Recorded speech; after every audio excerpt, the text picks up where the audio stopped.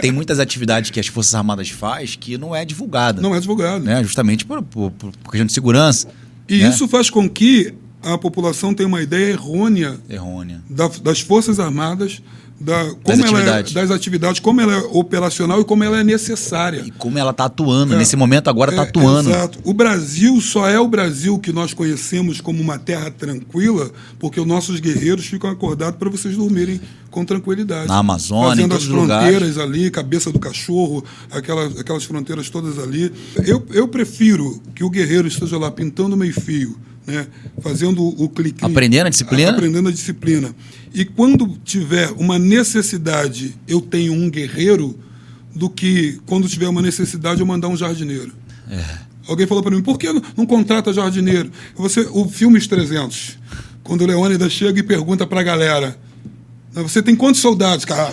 Milhões. O que você faz? Eu sou cozinheiro. E você? Cada um tinha uma profissão. E vocês, o que fazem? Nós somos soldados, nós somos guerreiros.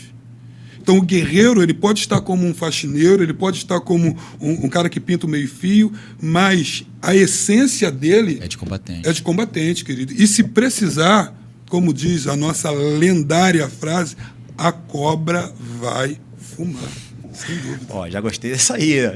Irmão, e é exatamente isso, né? Exatamente isso. A gente vê muito isso nos veteranos. Né? A gente consegue ter essa essência no veterano. Nós trazemos diversos veteranos aqui. E eu falo o seguinte, cara, se o Exército te chamasse hoje... Agora, meu irmão. Tô pronto.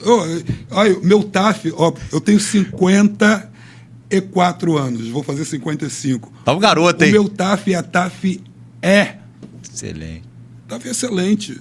TAF é excelente. Isso é a mística. É a mística paraquedista que está se perdendo. Infelizmente, eu sinto que a mística está diminuindo.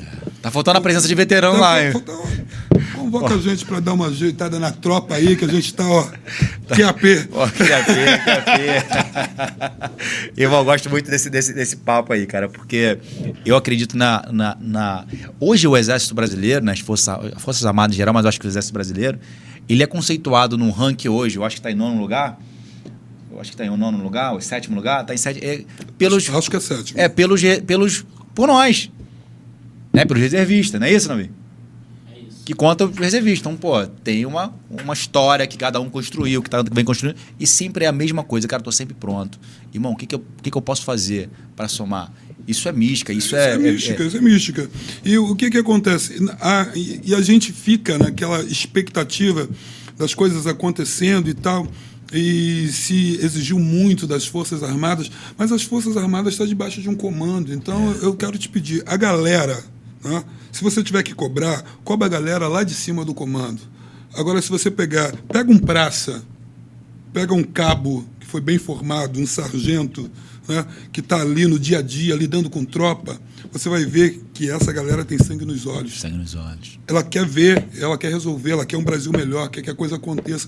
Mas não depende somente disso aí, né? A gente está numa ideologia distorcida e nossas Forças Armadas têm enfraquecido. Né? A gente tem que fazer ações para que a gente possa mudar isso. Esse é um trabalho nosso também, de a gente trazer as histórias de antigo para alimentar essa juventude, é claro, mas fazer com que a gente traga algumas essências. Exemplo, em 1990...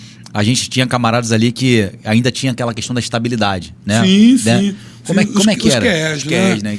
Então, cara, eu particularmente, eu acho que aquilo foi uma... para o indivíduo que a mente dele estava dentro dessa dimensão militar e sem uma perspectiva maior, aquilo funcionou. Para quem que não tinha porque tem pessoas que vão para ali sem uma perspectiva de futuro. Né? Anteriormente, o acesso a nível de escolaridade era menor, mais reduzido. Então, a pessoa não tinha muitas oportunidades. Né? E hoje eu acho que não ter essa questão de ter um QE, hoje num quadro especial, faz com que o militar ele tenha que entrar sabendo que ele tem prazo de validade. E o que ele precisa? Ele precisa mudar a mentalidade dele, saber que tem um mundo além disso aí, e expandir além disso aí.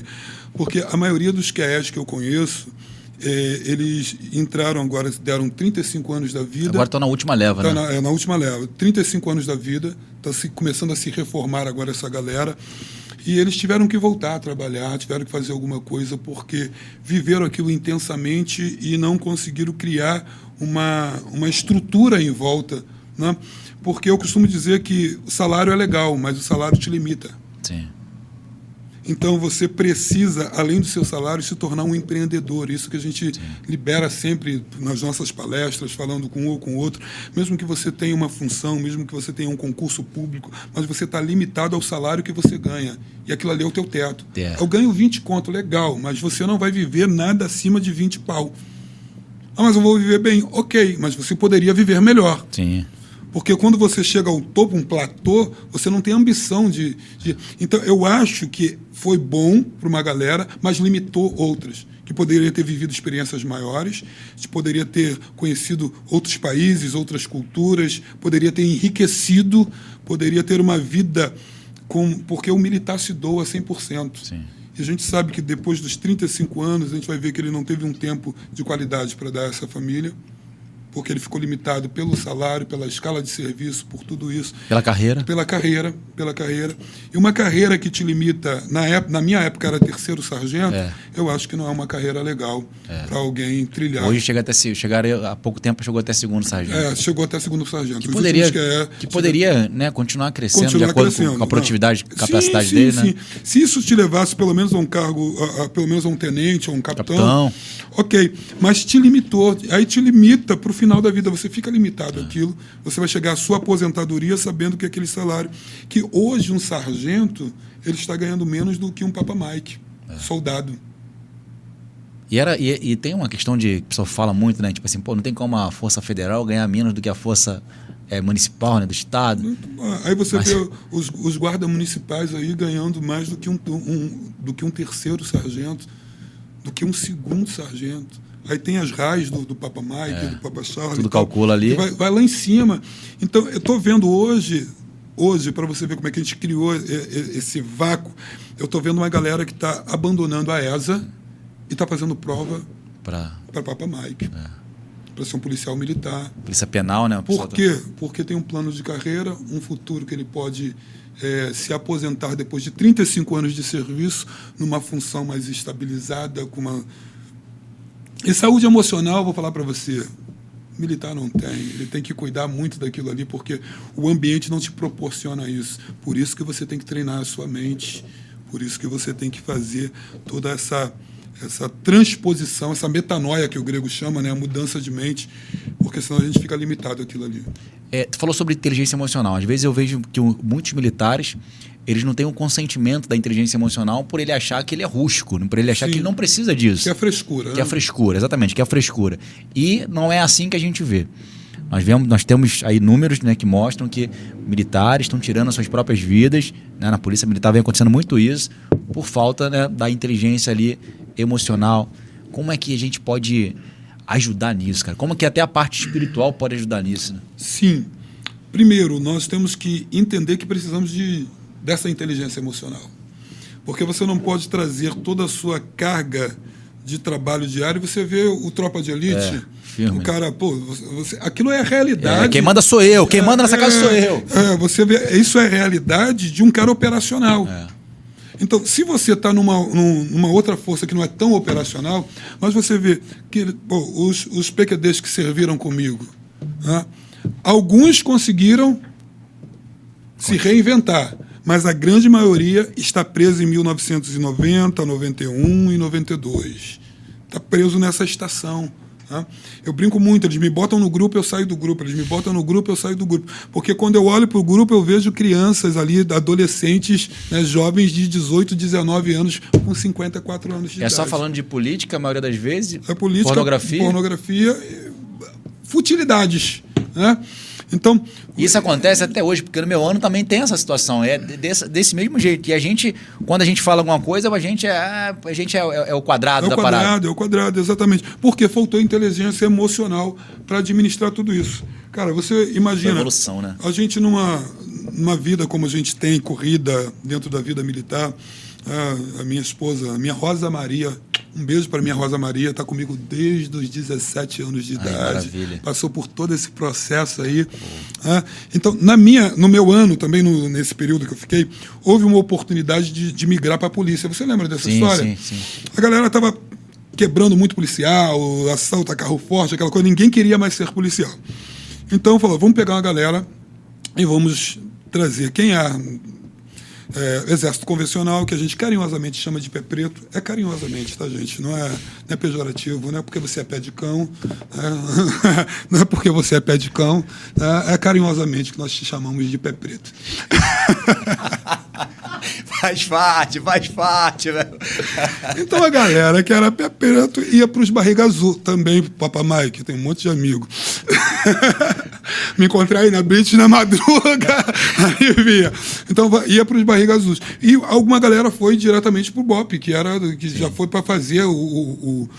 Então, nesse período, houve essa oportunidade, muita gente migrou.